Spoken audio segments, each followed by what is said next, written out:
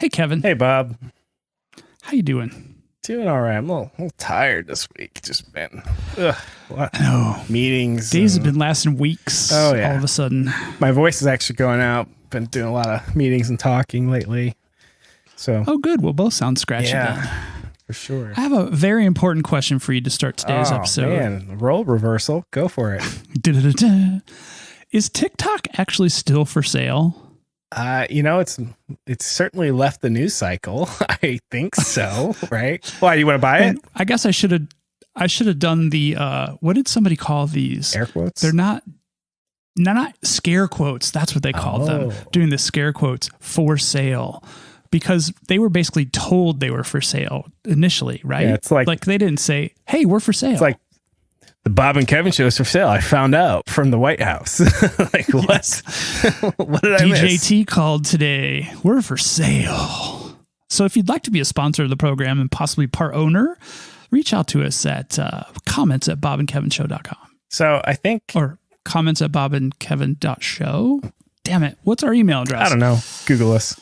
That probably won't help either. Just look us up. Yeah, try Twitter. No, it actually does help. Oh, it does? We own Bob and Kevin Show. Nice. All right. Sweet. Yeah. We must be SEO champs. We are. Totally. We're the best. You are listening to the Bob and Kevin Show with Bob Beattybar and Kevin Gishesky.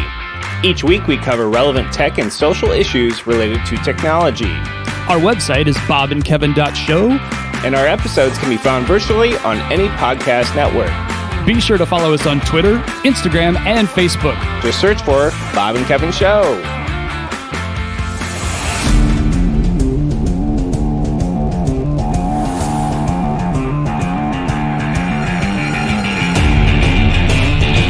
So, Mr. Trump gave 45 days to make a deal happen between TikTok, which is owned by Bob.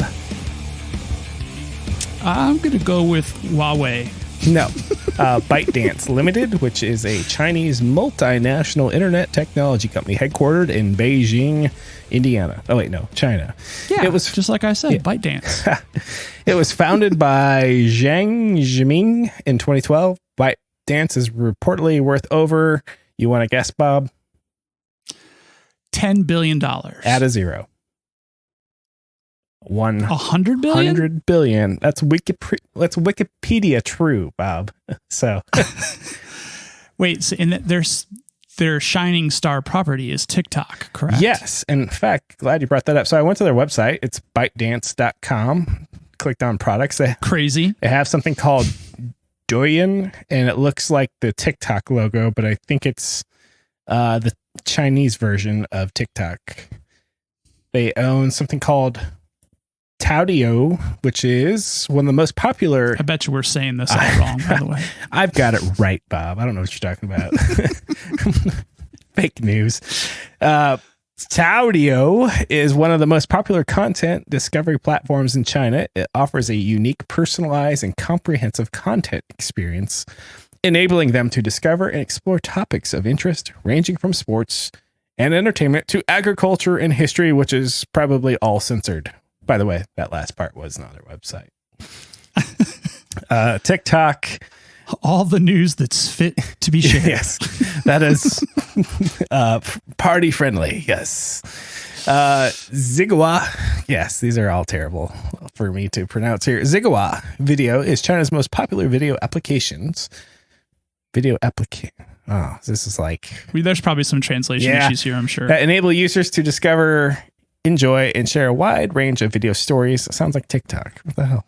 So it is TikTok. It's just the non-US version of TikTok. Well, no, that was the first one called Douyin. So maybe they've got multiple. Yeah, I don't know why you need more than one. They've got one called Hello, which is spelled with like hello with only one L. Available in 15 languages, blah, blah, blah. Isn't that Hilo? Maybe. Is it? Terrible at this. I'm sorry. Hilo. Didn't you jump out of those things? But it's a chat app. It's got like little speech bubbles. So I was thinking hello. Hello, is one of India's leading social media platforms. So apparently they're in India. They got an app called Lark. How many they got here? Well, wait. So maybe TikTok isn't their shining jewel app. Because I'm thinking if they have an app that's popular in India, that's probably doing all right. Yeah. I imagine if they have apps that are popular in China, they're probably doing all right. China, Indonesia, India. So they definitely got an Asian presence here. And then clearly these apps are like TikTok are available here in the good old US of A. But TikTok is not available overseas, correct? I don't know. Is it? Or is it? I don't know. I mean, like in China, India, etc.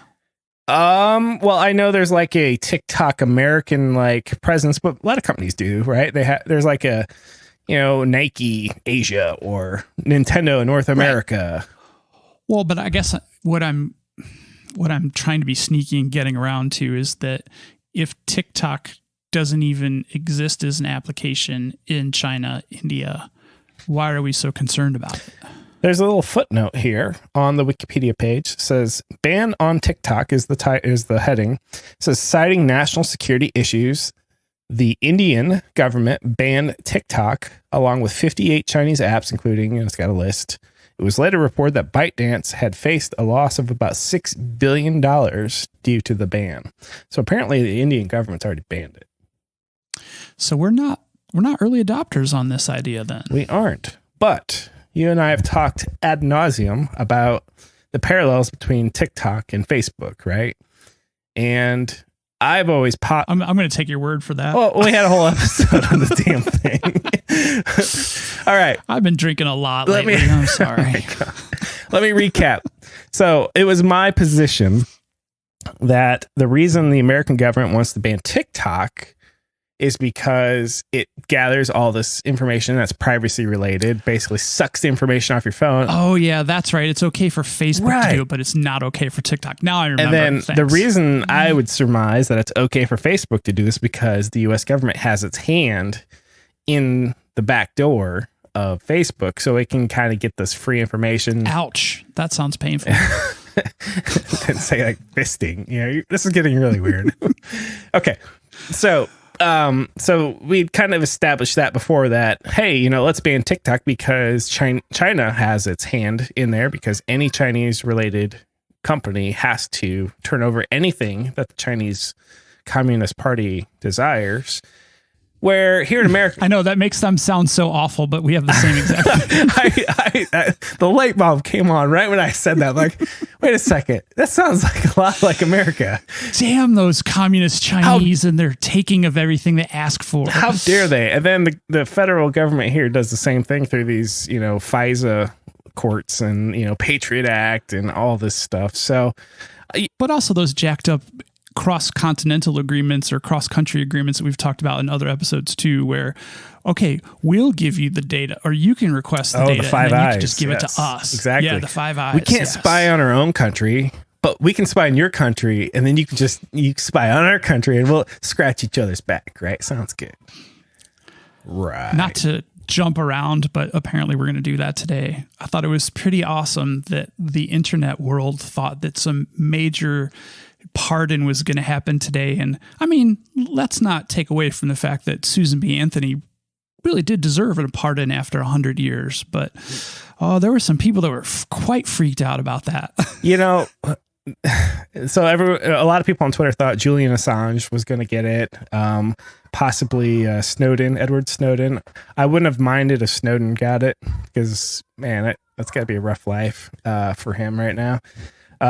Julian Assange, I don't have a high opinion of him. He's got like some side stories going on that's not good. A little bit of a dirtbag. Yeah. And then there was one other person who was mentioned, but Susan B. Anthony, I'm sure she deserved a pardon, but not from him. So from somebody else, right? Because this totally feels like a political play. Hey, I know what I can do. I can get the women vote by pardoning Susan B. Anthony.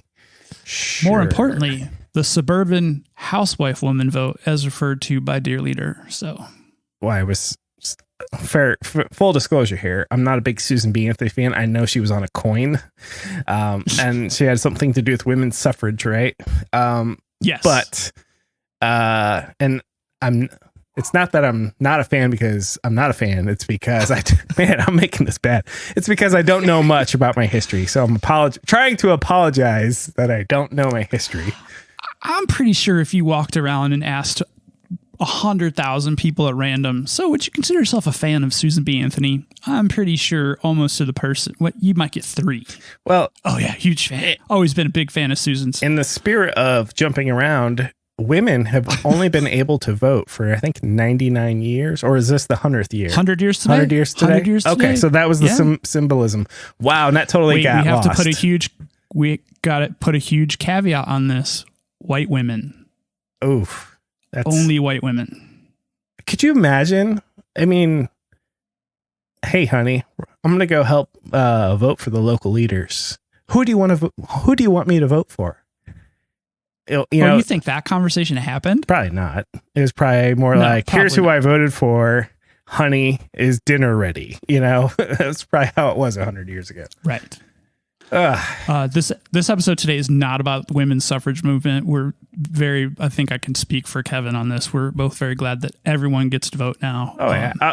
It just was ironic that internet nerds thought that these scandalous data thieves were going to get pardoned when it turns out, nope, it was a political stunt. Speaking of being even more outside. Yeah. What's your feeling on mail-in voting? For longtime listeners of the show, I'm sure you all know that I moved to Colorado a year ago. If you're first time listening, Bob moved to Colorado a year ago, and Colorado has a long history of being a mail-in voting state, and it seems to work just swimmingly here. I got to tell you, we moved in the same week we moved in. We went to get driver's licenses because we were like kids in a candy store. Colorado was a dream place to live.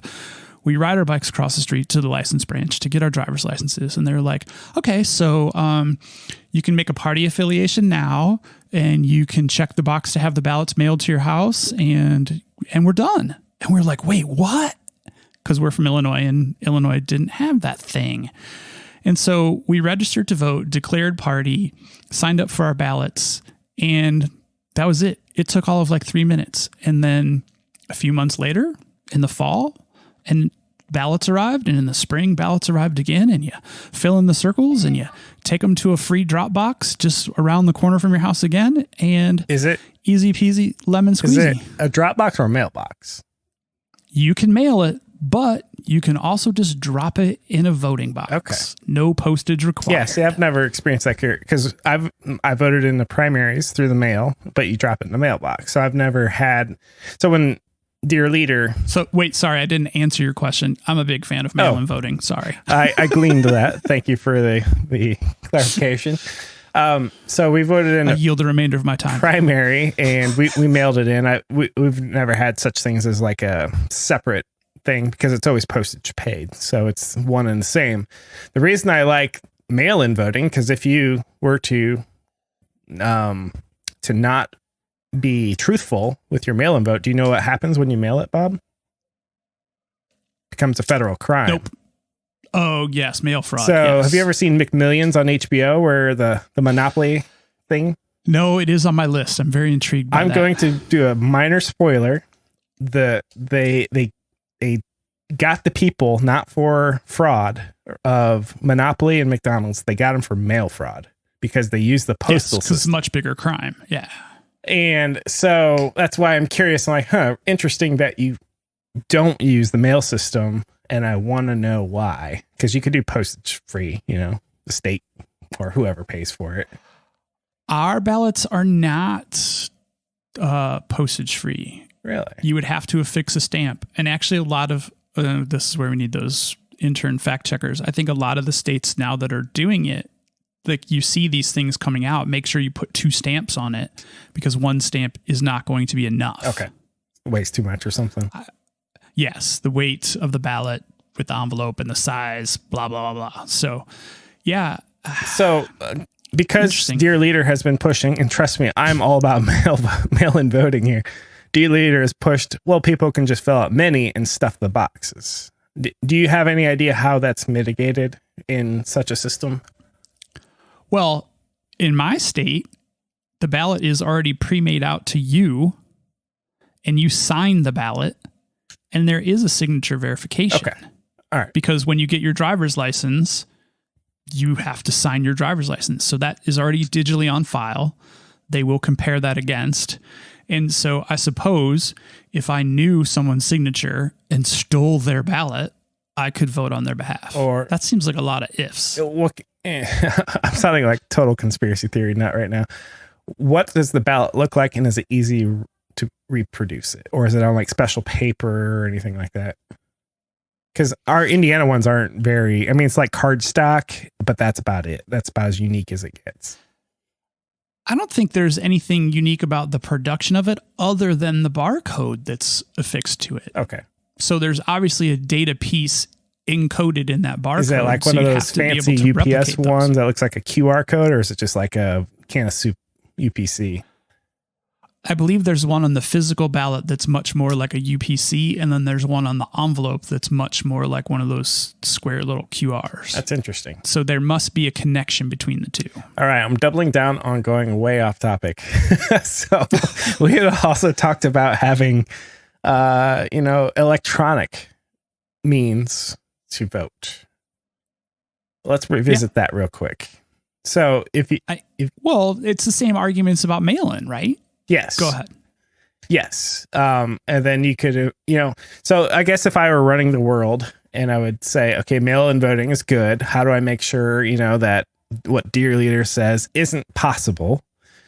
I would want to maybe put holograms or, these certain things, almost like money, it's like hard to counterfeit.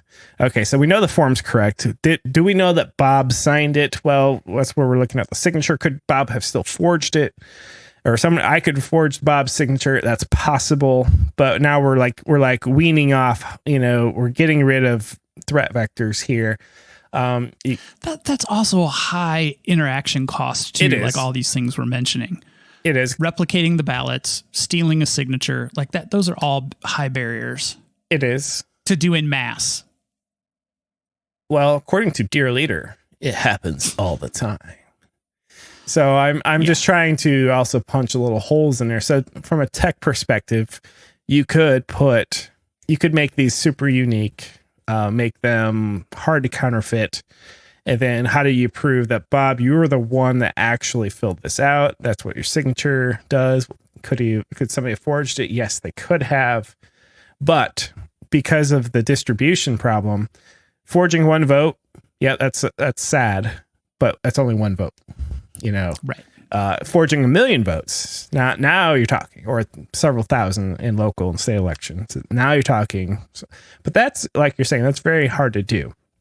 So, but I think he stumbled onto that in his own weird logic pattern too, because he quickly shifted to absentee versus mail-in and shit like that. Right. Or boxes of ballots will go missing. So like he, trying to play the voter suppression card, if boxes of ballots go missing, then it's like the vote never happened. So we did talk about having technology to vote. And I think we both said, and there's too high of a barrier of entry, it needs to be simple. So let's go down that real quick. If we had your paper ballot, it's now unique. It looks like $100 bill as far as security features and things like that. It's got your signature on it. How does Bob know that your paper ballot got counted? I'm just trying to think out loud here. How can we mitigate that? Actually, I will tell you how it happens in the glorious state of Colorado. Sure. You drop your ballot off in the box. I got notified within 24 hours that my ballot had been accepted, and then another notification that my ballot had been recorded. Really? So they acknowledge electronically the receipt. If your email address is on file, it's attached to your voter record. When you got your driver's license, got an email notification that it was received, and then got a second notification that it was counted. That's very interesting. So let me ask you. Didn't get confirmation of what was marked on it, however, but I did get notification that it was counted. That's where I was going with this. If somebody wanted to look up and see who you voted for, is that possible? I don't think that's permissible under the Constitution. Well, that's kind of where I was going. I don't recall that you have the right to vote anonymously. You have the right to vote, but I could be totally wrong. That's where we need those fact checkers, because wouldn't that be nice to be able to say, okay, my vote was counted and it was counted for there, but it has the consequence that says, hey, look who Bob voted for. Because here's what you actually, I think each party gets the role of the people who voted for that. So like they know that you voted Democrat in the last presidential election. So in theory, they know who you voted for. But do they? I know they do in primaries. So in the state of Indiana and Colorado, you declare your party or you can't vote in the primaries. You can't just show up and be like, well, I'll vote for some of these, some of them.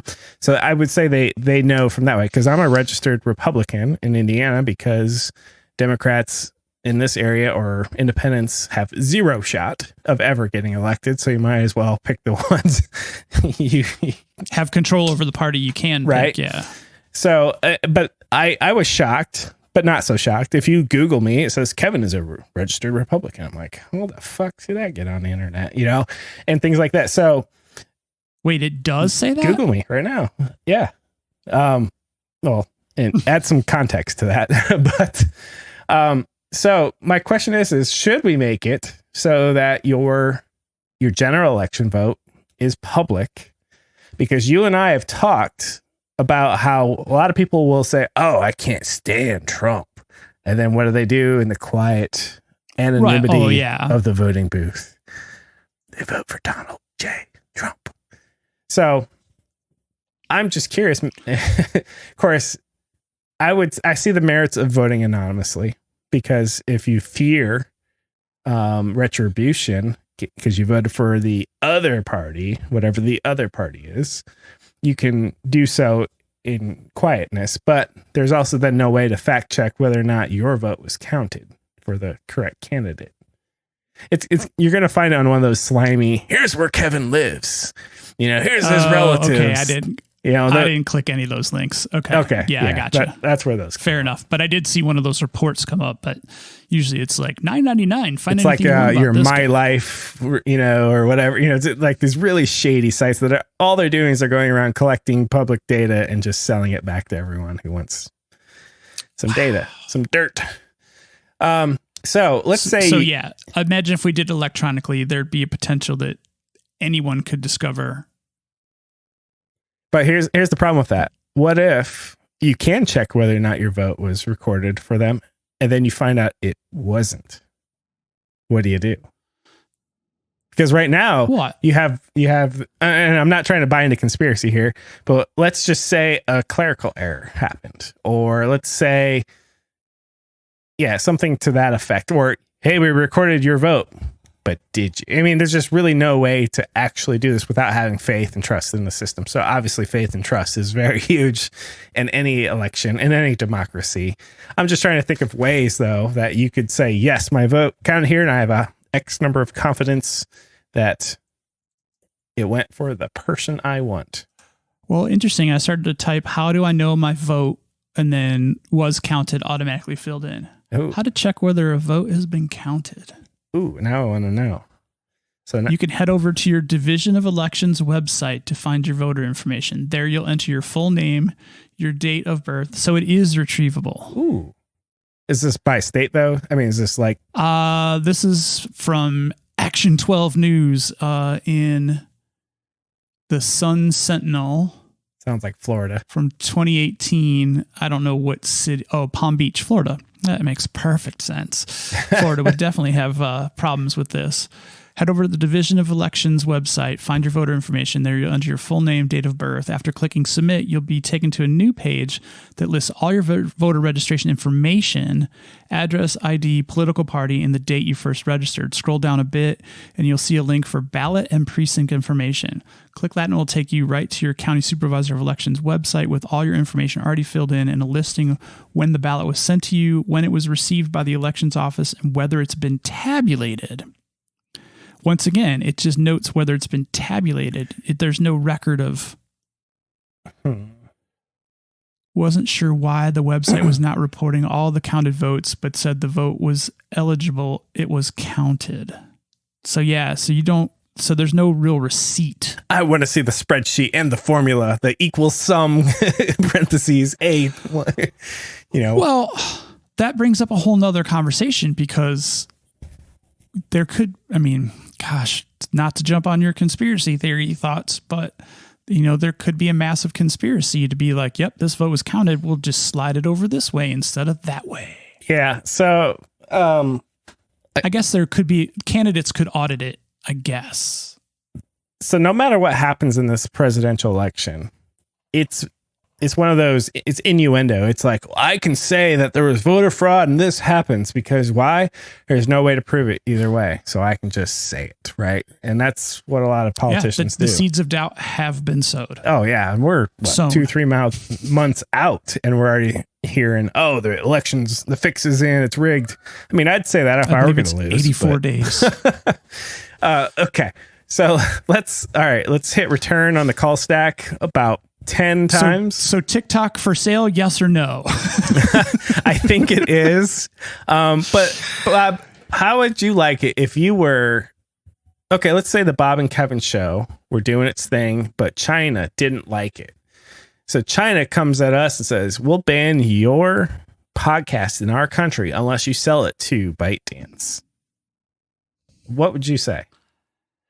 First of all, I just would probably shake my head and be like, this is the weirdest conversation I've ever been involved in. I would say how much, but that's just me. Then I would quickly say, so what kind of number are we talking? I don't know. You got my attention though. I mean, isn't it weird that a government goes to a foreign company and says, in order for you to operate here, you need to sell the American share to an American company. Isn't that like such bullshit?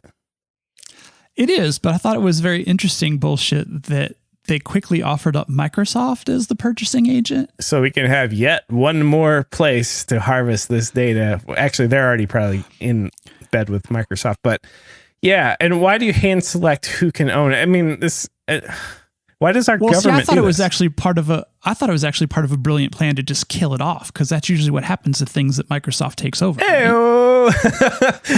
Oh, you want it to die? Have Microsoft buy it. Paging Zune, paging Bing, Yeah. Oh, ouch. Hey, I think Bing is still a thing. Oh, I see what you did Zune, there. totally not. Windows Phone. Didn't they have a music service called Groove for like a half a minute too? I think so. Or Microsoft. I mean, it's not for lack of trying, right? So it's like the awkward kid who's like, I want to be cool too. So they buy like the cool kid shoes, and everyone's like, and then once you get them, like you're like, you realize that the cool kid shoes are no longer the cool kid shoes. They're like the Walmart, like starter. Remember starter jackets back in the day? Oh yeah. Those used to be like status symbol. Now you can definitely get one at Walmart, and that's just not cool. Anyway. We were middle class. I never had starter jacket. Oh man, I had one, and it was a Chicago Bulls one during the heyday. Oh yeah, it was great. Damn, yeah, I was balling. Rich. Yeah, I couldn't play basketball or nothing, but I could be a fan. Yeah.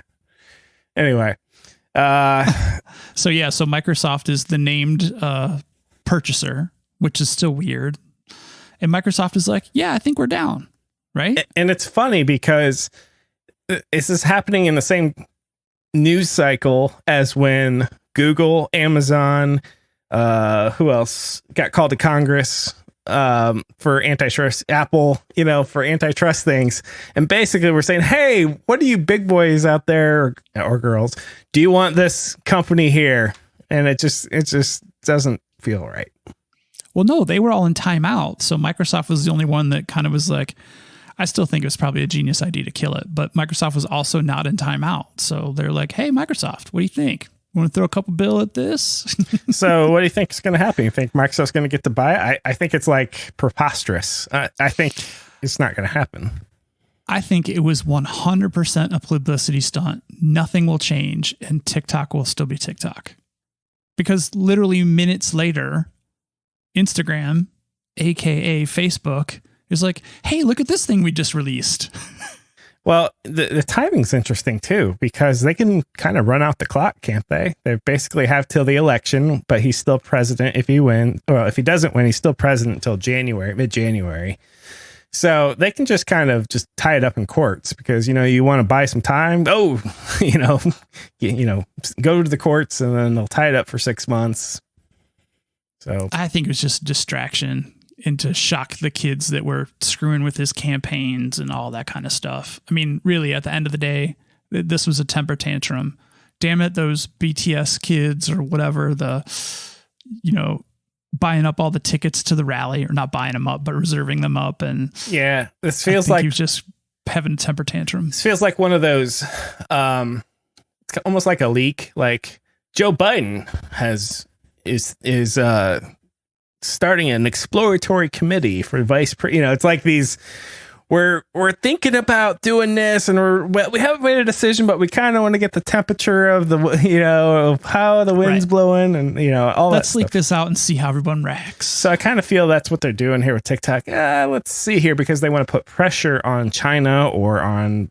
I don't think it's anything to do with TikTok, to be honest. I think it's everything to do with China and trade deals. And hey, look at that! You can keep TikTok if we get this tariff. Whatever. Yeah. All right, so draw your line in the sand. 6 months from now, Christmas time. We'll just call it Christmas time. TikTok. Wait, that's not 6 months from now. Right. I'm sorry. Christmas time. Okay. Not 6 months. End of the year. All right. Not 6 months, but end of the year. End of the year. Is TikTok owned by Microsoft, or is same old, same old? Or is it banned? Shouldn't we have 3 choices?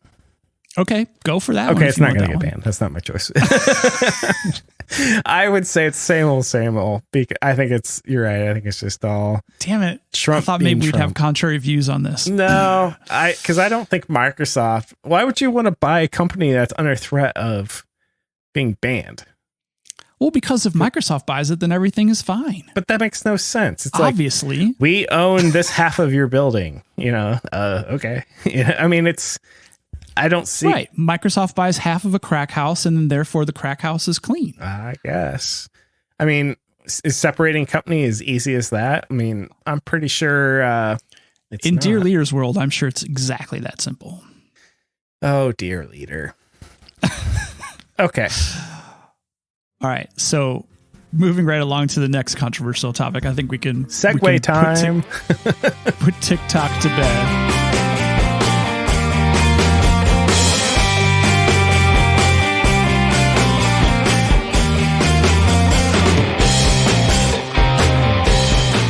So the next thing we wanted to talk about is Fortnite. Is that right? I've got it generalized to Apple versus Epic. So Apple versus the world. So Apple, we all know who Apple is. You may or may not know who Epic is as a general listener. They are the American game developer behind the somewhat popular game called Fortnite. Bob, you ever played Fortnite? It's very popular, is it not? It's Epic's crown jewel. I'm being cheeky. Sorry. Fortnite, this is an interesting battle because we got one company saying you're a monopoly from a company that basically killed gaming because every kid plays Fortnite and that's about it anymore. Stop playing every other game and just plays Fortnite. So there's a little bit of irony there because my kids, oh my gosh, even my young daughters, they play it, and they play it on iOS devices, interestingly enough. Well, not anymore. Not anymore. So it's interesting that Apple versus Epic, and one of the, I didn't know they were feuding until like Epic had already put together their spin on the Apple 1984 video, right? You've seen these, right? Well, I think that they knew that shit was going to go south when they offered the discount. They knew they were breaking the rules. Yeah. Yeah. So I think they knew that they're going to see, like, can they go after Goliath and see who's going to shit or get off the pot first? I mean, somebody in the marketing department's like, all right, get this. We're going to call it 1980 Fortnite. Huh? Who's with me? I'm like, that is pretty clever. If they didn't have it pre-planned, all those people need a raise, even though Fortnite's not making any money right now. Well, actually, they are, though, right? Oh, they are. I mean, they do make a lot of coin on Apple iOS products, but they're on all kinds of stuff. Xbox, they're on PC, PlayStation. So it's not their only avenue. Do they sell the bucks through Xbox? Yes, I believe so. Yes, because you can use your Microsoft gift card. Take 30? Do they take 30%?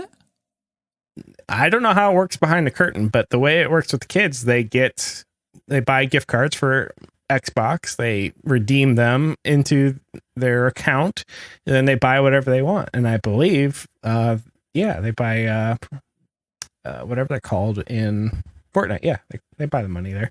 Whether or not Microsoft gets something on the back end, couldn't tell you. Right. But because Apple's argument is everybody does 30%. That's the standard. It's called price fixing, you asshats. Yes. You can't I say explained that. it like when gas stations are across the street from each other. Right. They have a handshake agreement that they're not going to drop any further than X below the guy across the street because they'd both end up undercutting the market and Exactly. no one would make money. Exactly. So that's some bullshit right there. And of course, this is echoes of a few podcasts ago, or two ago, when we talked about Hey Email and good old Basecamp founder David Heinemeier Hansen, dust up. And we came down, I think, on that. I'll have to listen to our own podcast. What was my opinion? Well, I think it was, they can do whatever they want, Apple. However, the plot has thickened. Yes. I think there's been enough insight to some of this that we need to re-review. So, and I think Epic carries a little more weight than Hey Email. Well, yeah, we're talking billions of dollars of revenue company versus versus $1 trillion company versus Hey, which is really tiny. But Apple is drawing a serious line in the sand, though. They shut everything down for them, didn't they? Yeah. So they banned all their apps, and they're basically going to revoke their license to be all their developer keys too, right? So they're basically locked out. And then one of the consequences is apparently Epic has some either they own or bought or have some sort of skin in the game with the was it Unity or Unreal Engine, I think. Anyway, one of those engines. One of the renderings, yeah. And apparently that's now going to be threatened in all of this as well. So anyone using that rendering engine could also face repercussions? Yes, because they've depended on it, right? And now that could potentially have an effect there. So, Bob, have you ever downloaded Netflix for your phone? Yeah, actually, I think I have Netflix on my phone. What is it? Can you tell me what it says? Maybe you can't because you're already logged in. If you're not logged in, I'm already a subscriber. It says you can't log in or you can't create an account with this app. We know it's a hassle. So this is also known as what's called the Netflix exception because the app doesn't let you do anything unless you go off app to sign up, which is actually strictly prohibited by iOS developer rules. However, that's why it's called a Netflix exception. They're allowed to do it because they are scare quotes content only. So a lot of people say, well, why do they get this exception where the Hey Email can't get this exception and can't really do the same thing? It says, hey, you have to go to our website to sign up, but you can come back here and log in. Because that's really what Hey Email wanted. But they had to give in and have a free tier through the phone because, Apple whined and said, no, we don't want apps that don't do anything. Well, I give you Netflix app. It doesn't do anything unless you go somewhere else and come back, right? And so is this a money talks kind of agreement? Did Netflix stroke a big check to be able to get this Netflix exception? I don't know, but we've got other examples like Audible, I believe, Amazon Audible and things like that. You can't buy a book in the damn app, but you can read it if you buy it somewhere else. Oh, right. You have to go to the Amazon website or purchase it some other way, and then you can just access that purchase through the app. A lot of people feel that Apple is just being dicks about all this. And then they're being dicks to the point where they may start showing that they have so much power in a environment that basically is a necessary thing for a large segment of commerce, that they may get the attention of regulators and say, look, if you don't change your practices, we'll change it for you. Meaning the government. If this Epic case goes beyond the low-level courts, they're exactly facing that because they're using the Sherman Act, right? Yes. As their basis for their argument? Yes, I actually read the damn thing. It's basically emergency temporary injunction to stop Apple from banning and removing and harming Epic until a court hears it. Of course, it's got all the legal stuff, and they're like, Epic, we feel like we have, a high chance of succeeding in, winning the case. Please grant our injunction, and we will, while we litigate it further, we need time. And if you don't, it's going to be irreparable harm to Epic, Right. which I was totally sucking it off, going, yep. that's good lawyering right there.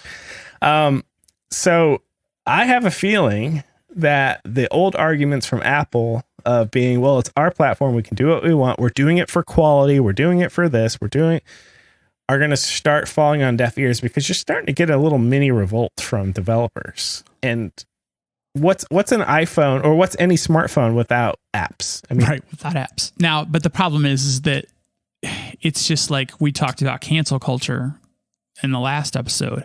How many platform developers, how many game companies are going to have to bounce out for Apple to even care? Well, it has to be the right ones, first off. Right. Because I was listening to the Accidental Tech podcast, and they were talking about some of these things. And one thing, they brought up several good points. One good point was, hey, Apple is making a contract with Joe User, who's non-app developer. It says, you know what, Timmy put his app in our app store, and we've looked at it, and we can certify that Timmy's app's good enough for you. It's not got malware.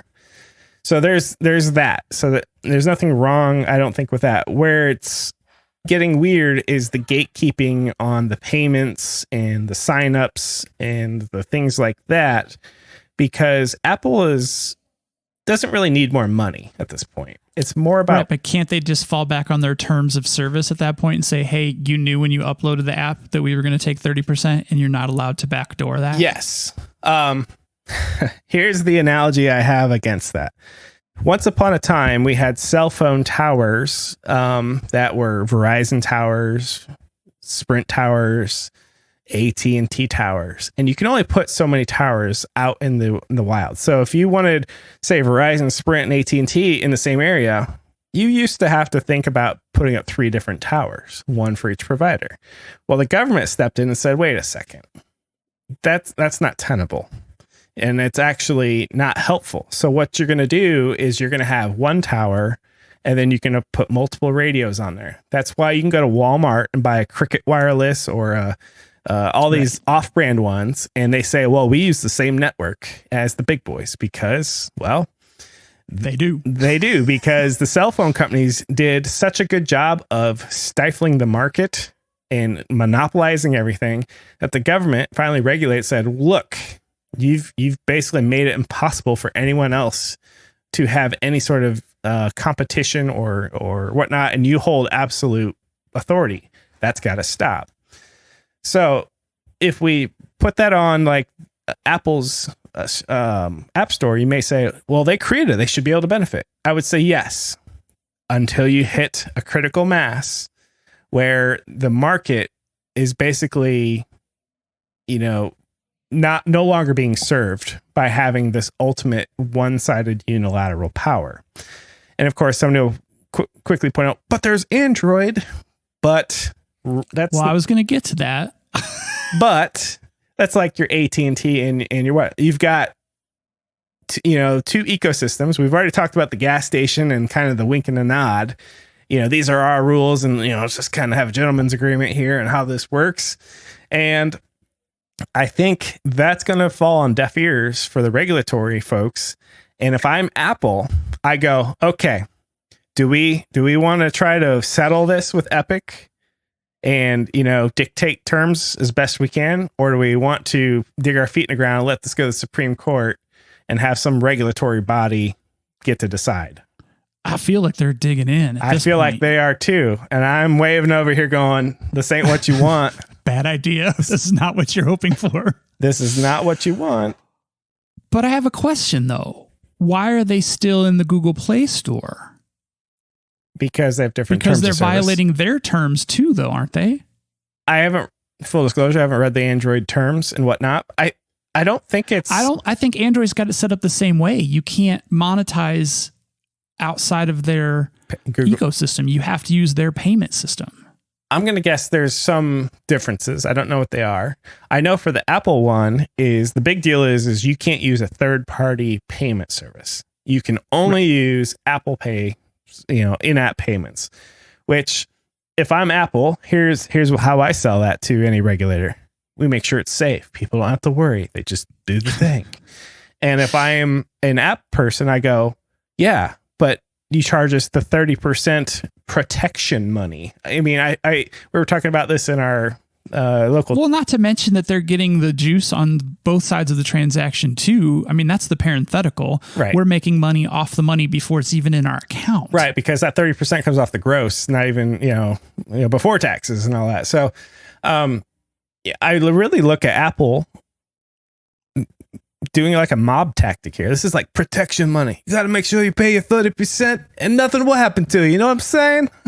I'm pretty sure if you took out a loan and the interest rate was 30%, they'd be subject to loan sharking. I 100% agree. So I when we talked about the hate email, I came down, I think, on, you know what? It's Apple's.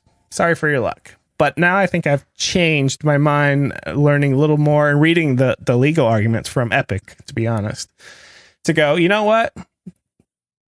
Let's just take a step back. What does a good app store look like? And that's my question to you. What's a good app store? What's the qualities of a good app store, Bob? Having the shit that I want when I want it, and it's easy to find. No malware. Well, you want no malware. Sorry, I guess that's a given for me. My bad. So I'll tell you, I don't think Android gives a shit. I think they'll take anything. And so I'll say Apple does at least have some nicer quality control there. But what else? See, here's a rule that you should probably have if you're an app store owner. You should not allow an app that has an app store within the app store. Meaning, if I download an app and all it is a marketplace to install other apps, that starts turning into, Well, that's cannibalistic, and yeah. So, because it could eat your lunch, basically. Yes, but what is it also, though? It's a threat to Apple. Why? Because you get to cut out Apple from the equation. So I think a lot of it has to do with money versus power. Apple doesn't need any more money. I mean, if you ask me. So what drives somebody who has all the money in the world, Bob, to keep being power? There you go. Power. So I really feel like a lot of this has to do with, well, this is a design principle. This is a whatever principle. This is why we have these rules and we're sticking to them. A lot of times power is very difficult to overcome, or somebody wants to give it up. So right now, Epic's basically saying, hey, Apple, hey, you had a good run. It's time to knock that shit off. Yes, but that leads to my next question. Epic is only worth about $4.5 billion, according to Wikipedia. Only? Shit, I'll take the 0.5. Well, but when you're talking about two sides digging in heels, if you've got an Epic versus an Apple, yes, that's really not even apples to oranges. It really isn't. That's like apples to fleas. A trillion's 1,000 billions, right? So you're right. That's so. Can Epic even hang on to disrupt this? Like to even get it to a higher court? I don't know if they can. I do. I think because the lawyers. I think we'll want to take on Apple because there's a big payday if they succeed. But this will have to go all the way to the Supreme Court for this to change. It won't be the first time for Apple. So they got an advantage there. So I think they will dig in, which sucks. Well, I'm sure Apple will dig in because, they've got more money than they know what to do with. So why not? So when you have something like iOS or something that accepts plugins or apps or whatever, the parent app has a lot of power. All they have to do is make some changes and your stuff no longer works. So there's a lot of, I don't know, faith that you have to put into Apple to keep wanting to develop for them. And I think this is really difficult for an app people to go, do we really want to deal with this? And of course they'll go, what, Bob? Yes, we have to, because why? This is where commerce happens. This is where we want access to all those users. Yeah. So I think that 70% of $100 is way more than 0% of $100. Right. So I think Epic and everyone else is going to be like, it sucks, but what else are we going to do? And I think it's reaching a fever pitch finally. And it's really funny. You don't hear much about this about Android. So I really want to know what the Android rules are. But Apple, man, they're just like, nope, screw you. It's our stuff. And if you don't like it, whatever. There's always the internet, as they say. But how far does it go? Like, does it somehow become 32% in a little while and then 35 and then it's 99. We still give you 1%. You know, you should be happy. You know, let them eat cake. Because $1 out of 100 is way more than 0. Right. So really, actually, it's not at that point. But I would challenge the 30% even and go, wait a second. Let's take a step back here. How much does a credit card transaction, how much does Visa or Stripe cost on that? It's about 3%. 2 or 3%. Exactly. 30% feels like sheer, absolute highway robbery. Yes. It is robbery.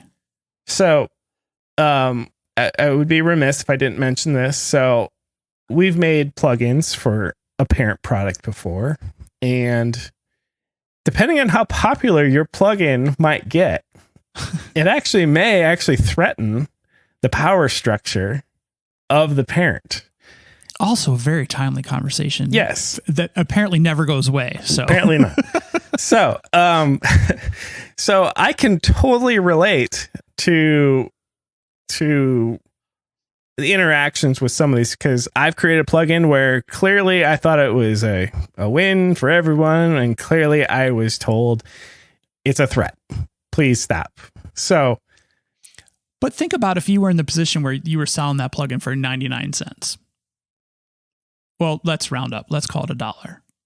So selling it for $1 and someone was taking 30% of that. I mean, you still have a pretty good chunk of coin, but 30% less of the chunk of coin than you would have had. Well, think of it as I sell things. I sell stuff on Etsy. I have the cost of materials. I have the cost of my labor. I have the cost of shipping. I have the fees and the taxes. And then what's left over from what I actually bring in, we call profit. So I think it's a bit of an invalid thing to say, oh, it's just 30%. It's 30% of your profit. Or actually, take that back.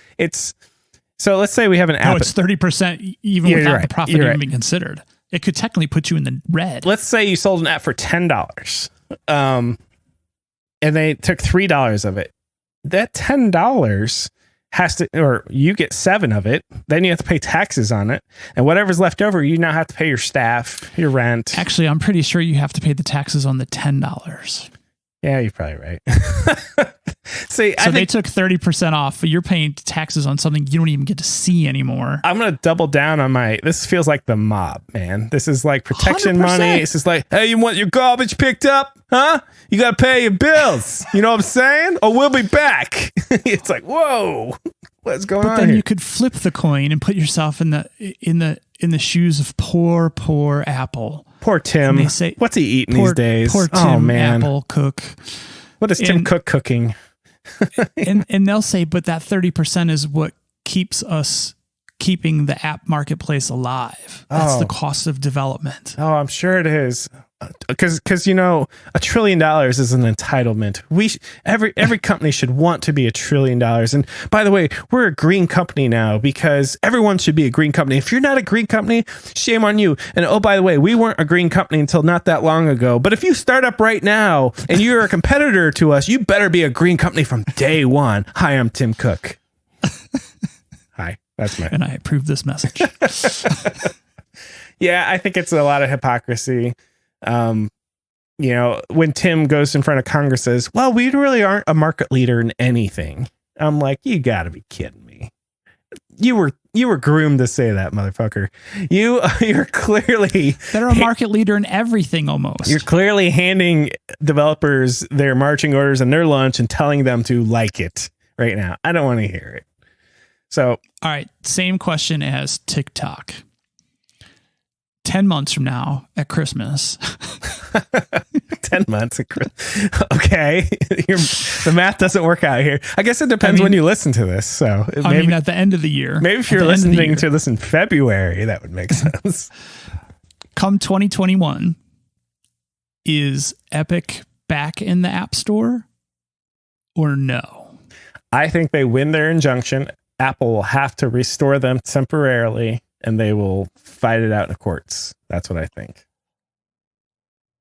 All right, so the court battle will probably wage on past January. Absolutely. That's what you're saying. Yes. So I think they'll get immediately restored soon by court order, which is going to really be pissing off Apple. Hey, you have to put them back in. Fuck you. And then they'll spend a bunch of money in court. Both of them will. It'll get appealed. No matter who wins, it'll get appealed. And then we'll probably see this in the Supreme Court in 2022 is my guess. So after the Supreme Court decides, is Fortnite still in the App Store? Well, it depends on the decision, doesn't it? Right. I'm asking you to what's the decision? Yeah. Well, sorry, I wasn't very explicit there.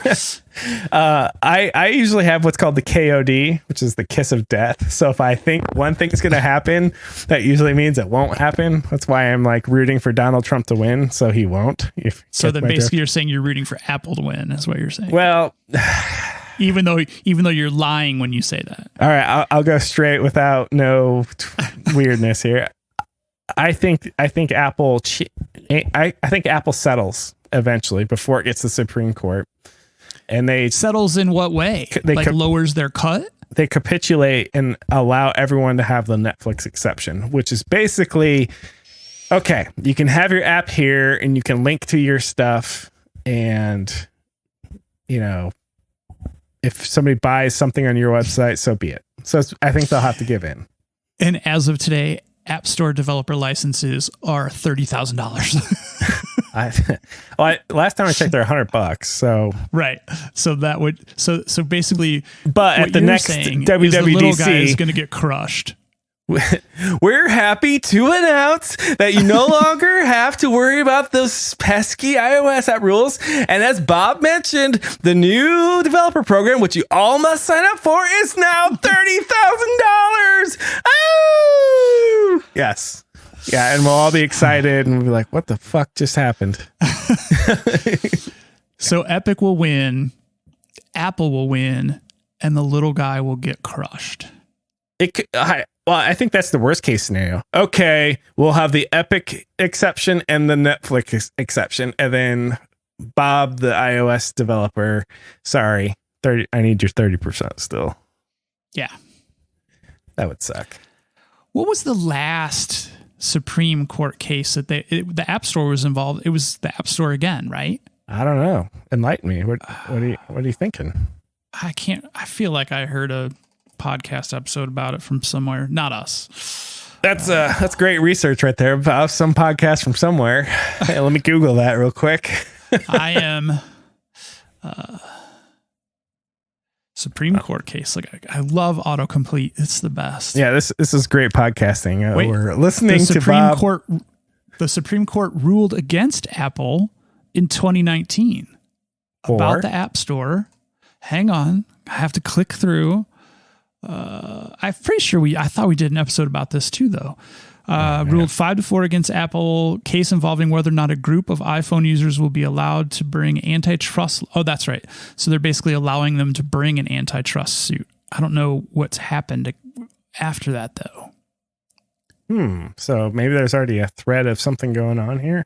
It was about the iPhone owners alleged that Apple's 30% commission on App Store sales is passed along to users, representing an unlawful and unfair use of Apple's monopoly power. So this is not the first monopoly case brought against the App Store even. Well, here's what could happen.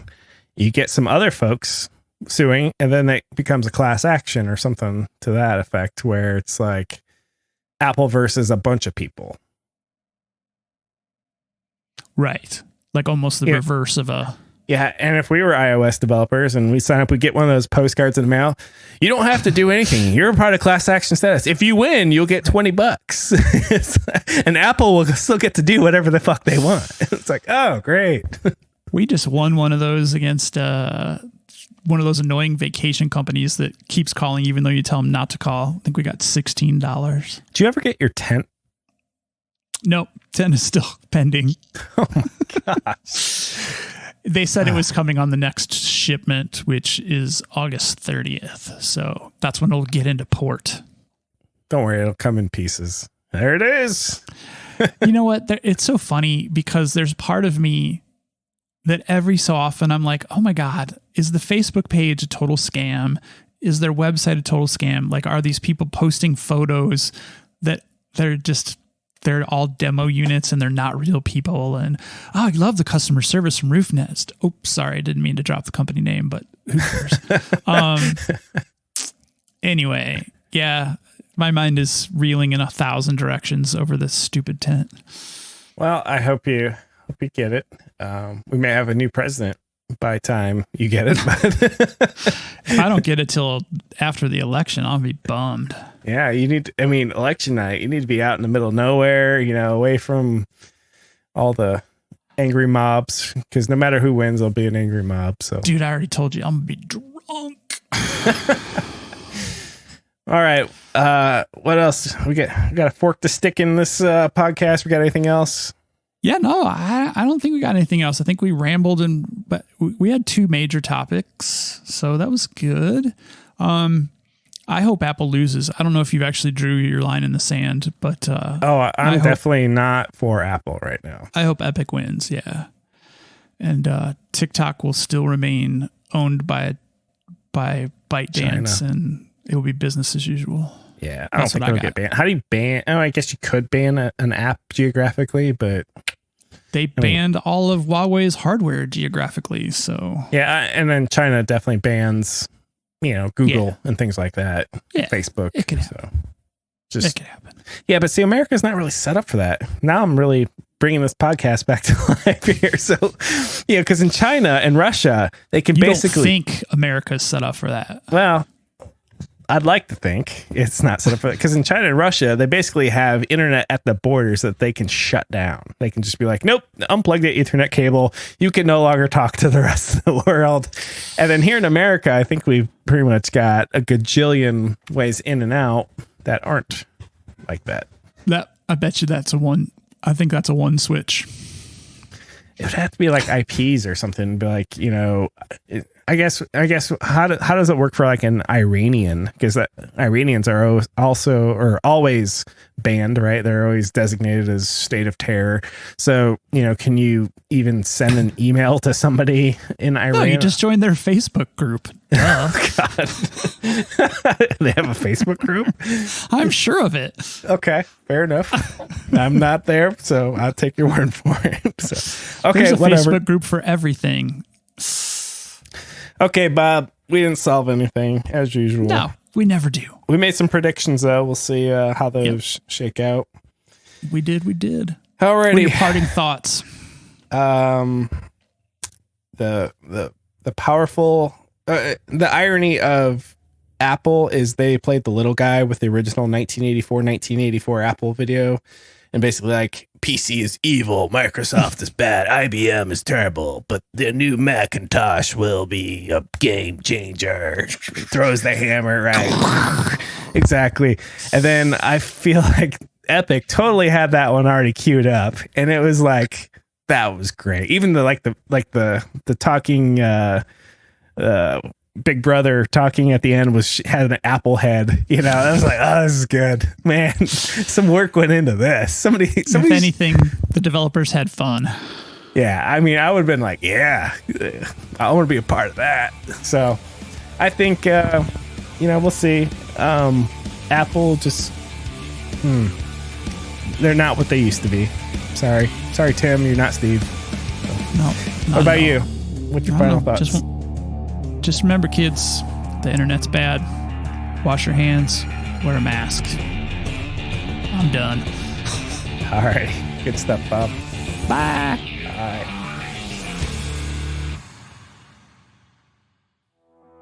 Hey, have you ever wondered how you can get in touch with us at the Bob and Kevin Show? Well, first, you can try us via email at comments@bobandkevinshow.com. Or are you more into social? If so, you can find us on Twitter at Bob and Kevin Show, or on Instagram as Bob N Kevin Show. That's Bob, the letter N, Kevin Show. And if you're still on Facebook, you can even find us at facebook.com/Bob and Kevin Show. And for the serious business fans, you can even find us on LinkedIn at linkedin.com/company/the-Bob-Kevin-Show. How's that for a handle? Let's connect.